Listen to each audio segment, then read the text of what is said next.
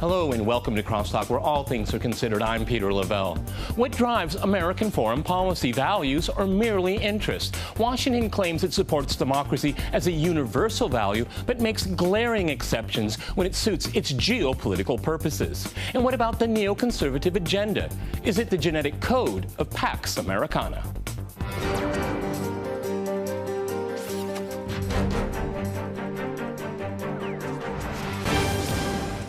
To crosstalk the neoconservatives and democracy, I'm joined by my guests in Washington. Mark Jacobson, he is a senior fellow at the German Marshall Fund and a senior advisor to the Truman National Security Project. And we also have Matthew Feeney. He is an assistant editor at Reason 24/7. All right, gentlemen, crosstalk rules in effect. That means you can jump in anytime you want. Matthew, if I can go to you first in Washington, would you describe American foreign policy as neoconservative? I think it would be a little too simplistic to say that American foreign policy is explicitly neoconservative all the time. But that said, I do think that since the Cold War, we have, as a nation, been interfering far too much in other people's affairs. But like I said, I think it would be a little simplistic to say it's been blanketly neoconservative. Okay, Matthew, if I can stay with you, would you say it doesn't matter what party's in power? If you said since the Cold War, end of the Cold War? I think that, sure, Democrats and Republicans have both demonstrated that they are willing to get engaged in other nations abroad, but obviously the events of 9/11 highlighted the Republicans as the ones that like to intervene in other countries, but it is by no means just a Republican trait. Okay, Mark, would you weigh in on that? Would you describe American foreign policy as neoconservative? Absolutely not. I think words matter, phrases matter, and it's very important to understand neoconservatism in terms of U.S. foreign policy has to do with not only seeing the world as black and white, this a constant struggle between good and evil, but also the willingness to use military force to force democratization abroad. Is that a good idea? I think certainly this administration. Is that a good idea? No, I think it's a horrible, absolutely horrible idea, and that's why the Obama administration, the election was an outright rejection of the neoconservative policies that guided the Bush administration. What I will say to Matthew's comments, though, is that American intervention abroad has been relatively consistent before the Cold War, after the Cold War, and during the Cold War. It didn't all of a sudden start where the U.S. started intervening abroad after 1990. Okay, Matthew, do you agree or disagree with that? No, sure. I think. Well, no, I think Mark is right that neoconservatism has a definite definition that people like myself, especially people who don't favor intervention abroad, do sometimes flippantly use the term when it's not the most appropriate. But I do think that despite the fact that American foreign intervention might have been rather consistent, I do think that you can point to differences between different administrations. The Obama administration has certainly not been invading countries with the same fervor that the Bush administration did, but the drone strikes in Pakistan and our the continued existence of the prisons in Guantanamo Bay demonstrate that there are, some consistencies. Mark, would you agree or disagree with that? Because a lot of people in the world, would say there's no difference between Bush and Obama fundamentally. I think there's a fundamental difference between Bush and Obama. I mean, you take a look at, and I think you take a look at, let's just take actions in Pakistan versus actions in Iraq. I mean, the Obama administration came in with two overarching goals: get the troops out of Iraq, which was a war of choice, not a war of necessity, and frankly, end the war in Afghanistan in a responsible way. The operations in Pakistan, I think, are a reflection of the desire not to intervene with ground troops, not to go try and force regime change. And I think that's fairly consistent if you look at what's often criticized. There's large criticism of U.S. policy in Egypt and Syria with regards to Iran. And I think that's a reflection of the fact that there are many shades of gray here. It's not just a neoconservative, you're either with us or against us mentality. Matthew? Yeah, I would add that I think it's important to remember that some of the neoconservatives, such as John McCain, who was a supporter for the war in Iraq, has said even in the situation that's developing in Syria that he doesn't support having boots in the ground. So it does obviously change depending on the situation.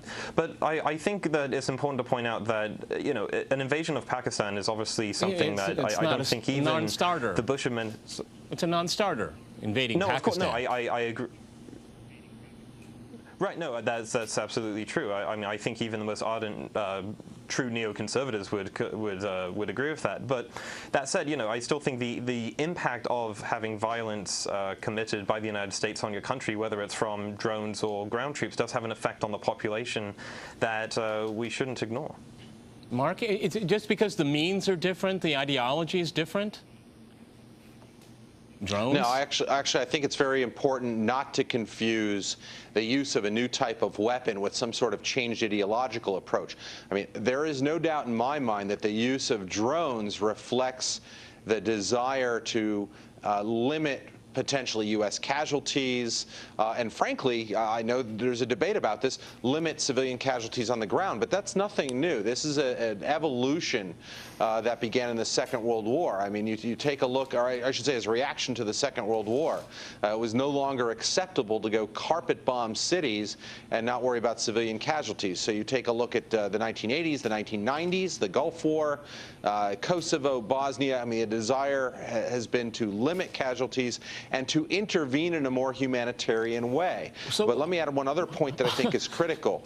When you look at neoconservatism, you're talking about the unilateral use of force, whereas I would argue the Clinton administration and the Obama administration have been about using force within the constraints of the international community. UN resolutions, NATO action, not the unilateral type of use of force we saw during the war in Iraq. Matthew, address Libya.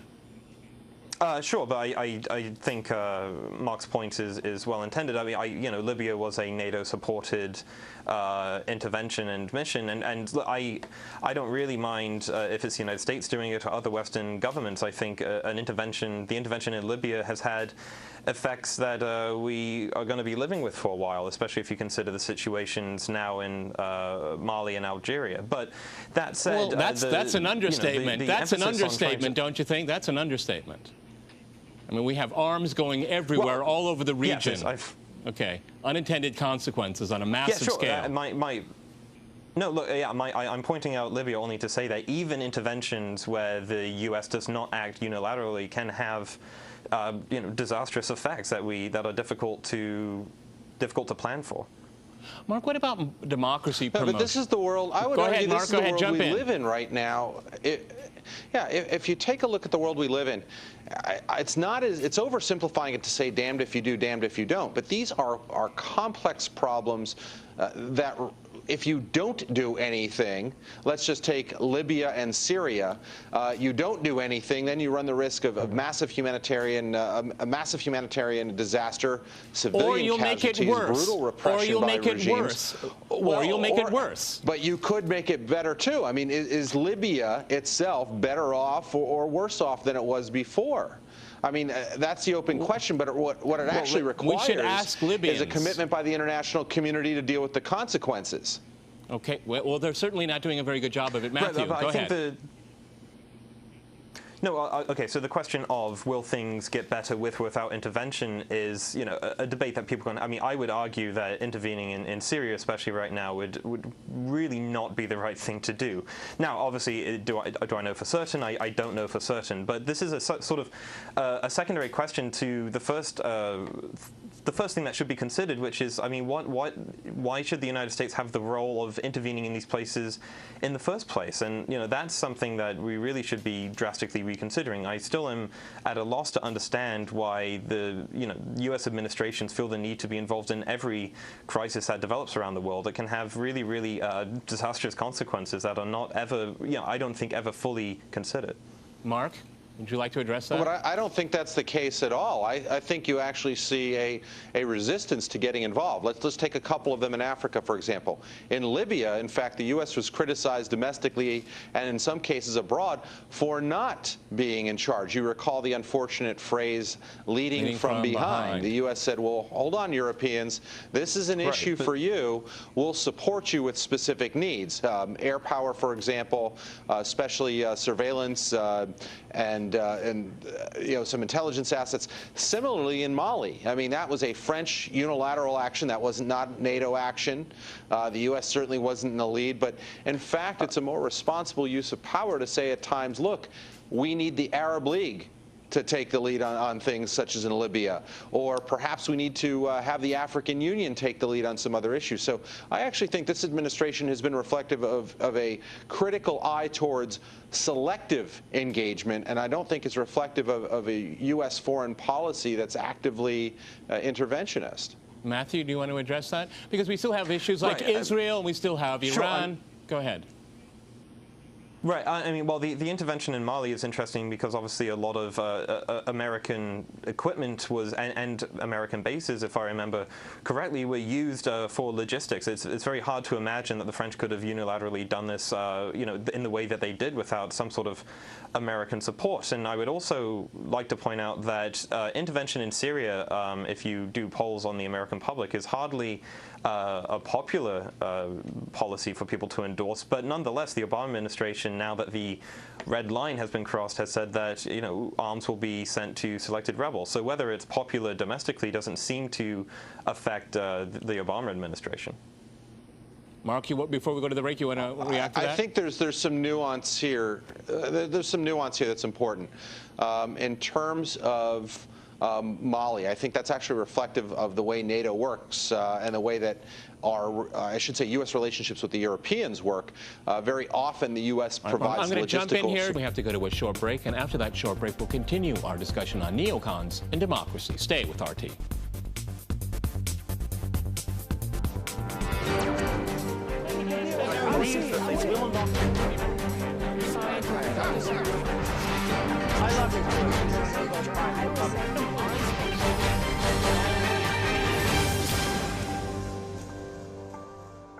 Welcome back to CrossTalk, where all things are considered. I'm Peter Lavelle. To remind you, we're discussing neocons and democracy.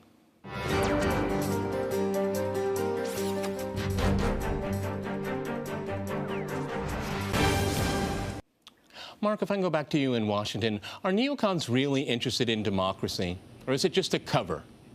No, I think neocons are interested in democracy, but I think they're guided by a sort of misunderstanding that you can force people to be free. You take a look at the Cold War, for example. It was more important to have revolutions, democratic revolutions, come from within. It's something that can't be forced from the outside, because democracy in the end is about more than going through the process of voting. It's about concepts and an understanding of the responsibilities of being a free society, and that can't be imposed from the outside. So how do you feel about the coup in Egypt? Well, it depends if you want to use the word coup or not. Oh, my goodness. Come on. It was a military coup. I can't believe people are still saying this. Come on, Mark. It was a military coup. The military took over. I have no issue with the fact that the military took over. That's factual. What I'm saying is, if the United States is in an awkward position where it wants to help try and keep Egypt on a positive path. Why does Washington have that responsibility? Why is that Washington's responsibility? Why? The people voted. Who else is willing to put the money into the development and governance programs? I look, as a U.S. taxpayer, I would be thrilled if the rest of the world wants to pick up the tab and help the Egyptian civil society, help the Egyptian rule of law programs, Maybe and we help should Egypt just on a leave better them path. alone. But I don't see anyone stepping up for it. Maybe we should just leave them alone. If you want to just leave them alone into chaos and not help out, I mean, isn't this what the international community is about? We supported Mubarak. We created a lot of this chaos here. Matthew, weigh in. No, I don't think that it's the role of the U.S. government to ensure stability in Egypt. I also think, as a American taxpayer as well, I don't like the idea of, taking money from poor people here and sending it to rich people abroad. I think if people want to donate to the stability of Egypt, then they can be more than welcome to do so. But, I'm someone who believes that the government should be limited in its roles, and I don't think foreign aid is one of those at all. And I would also like to point out that when it comes to Egypt, America's position's been a little confused. I mean, maybe Mark has a different opinion, but I can't see. We seem to be okay with Islamists and the military and Mubarak. It just seems very confused, and I wish there was some sort of, if we were going to have foreign aid, that there was some sort of, conditional attachments to it. Mark? Well, there are conditional attachments to foreign aid, and let me parse my own statement. I am a big supporter of foreign aid. I mean, we forget that it's only about 1.5% of the U.S. budget, where people think it's as massive 25%. Absolutely incorrect. But yeah, but Israel is a very rich country. Israel's a very rich country, and it gets a lot of money from the United States. Why? Well, I think what you have to look at are where those programs are important and where they're having an impact. Whether you are a rich country that needs help with security assistance, and I would argue that if you take a look at joint projects between Israel and the United States, let's look at Iron Dome, for example. What a very positive thing, not just for Israel, but frankly for the rest of the world, to be able to stop terrorist rockets from killing civilians. That's a good thing, no matter which country you're in. Well, maybe they should just end the apartheid system there, and you wouldn't have to worry about it. Do you think that... Go ahead, Matthew. No, I'm just curious if Mark thinks that the Israeli economy would be able to support defense systems like Iron Dome without American involvement. Mark? I'm honestly curious. Mark, well, I think they're on the right path. I mean, you take a look at all the innovation and the startup industries in Israel. There's the wonderful book, Startup Nation, that's been written by it. I think you're seeing an Israeli economy that's growing at a significant rate, and there will be a point where they can do things like this. But with all, I would argue, with all heavy R&D, research and development programs, it's useful for countries to share those startup costs. I think you're dealing with a very peculiar security situation. You have Arab nations and you have terrorist groups that are calling for the utter destruction of the people. And frankly, more of the international community should be out there saying this is unacceptable. If there's going to be a final settlement, the illegal occupation of the West Bank is illegal too. You have to stop calling for the destruction of the country. Okay, Matthew, go ahead. Look, I absolutely don't believe that, and I do condemn people who call for the destruction of Israel, and I think there are plenty of politicians in the West that do defend Israel's right to exist. My only point here is that there is a certain irony that we seem to be giving aid to Israel with R&D and Iron Dome and things like this, but then we are also giving aid to countries, I mean, sometimes military aid to countries that are among some of the worrying countries that Mark has mentioned. And I think there's a little bit of a moral contradiction here. Yeah, like Saudi Arabia, Mark, okay? Not necessarily the beacon of democracy there. Well, I'm going to agree with Matthew on something. I think there are some serious challenges predating this administration, I would say going back to the Cold War, with regards to how we dole out security assistance. I mean, this country and frankly the world is going to suffer as a result of the support that many countries have given some of these dictatorial regimes. And frankly, I think we should be spending our foreign aid money on developing the civil society in these countries so that we can foster those internal transitions I spoke about. That's easier said than done, but I am in agreement that we have to reshape our security assistance, and I think the administration is doing a decent job of this, but we have to reshape the security assistance in order to support overall efforts at promoting democracy abroad. Okay, I mentioned Saudi Arabia. So just to... would you like to address that, okay? One of the most autocratic regimes in the world.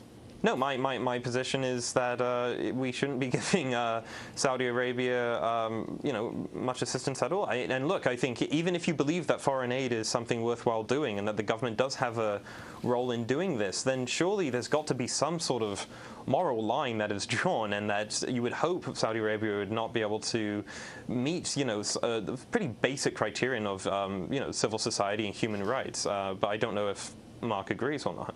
Mark? I mean, it's very contradictory. Actually, that's exactly the type of...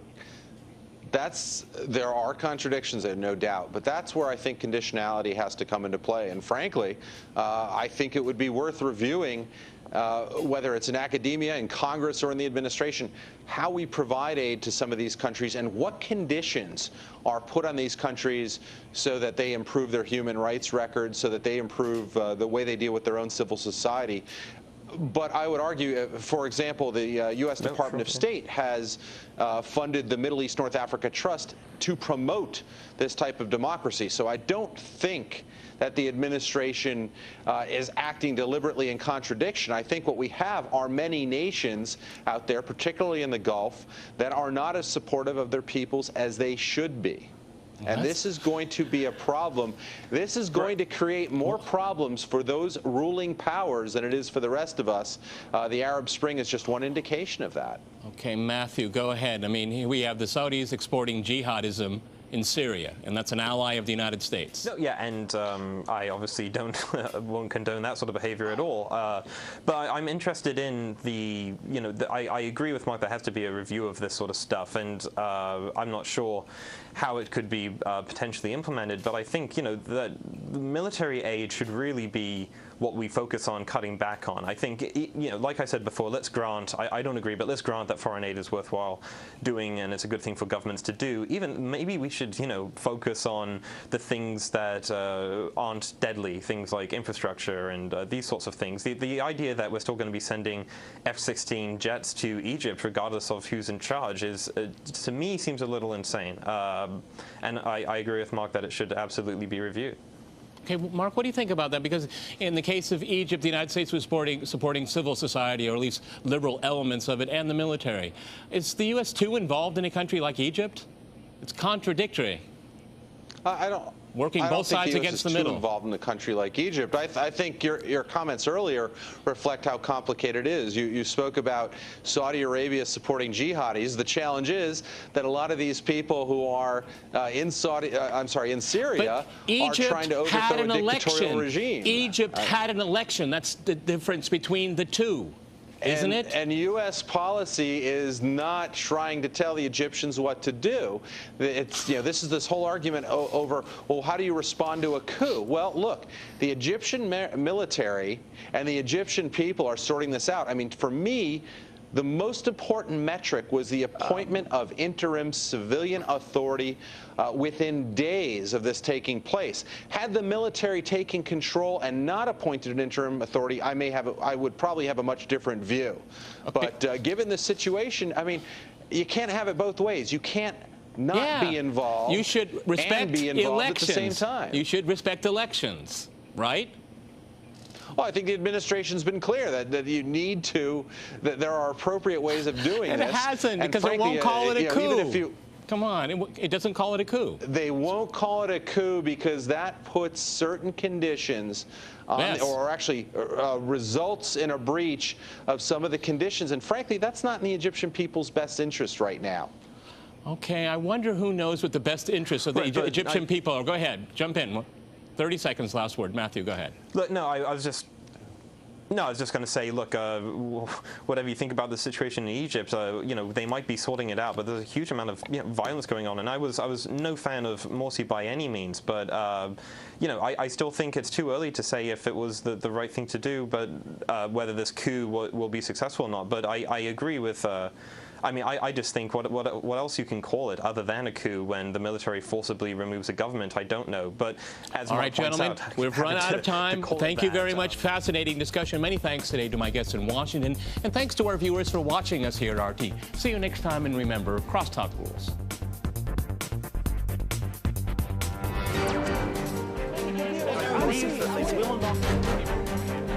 I love his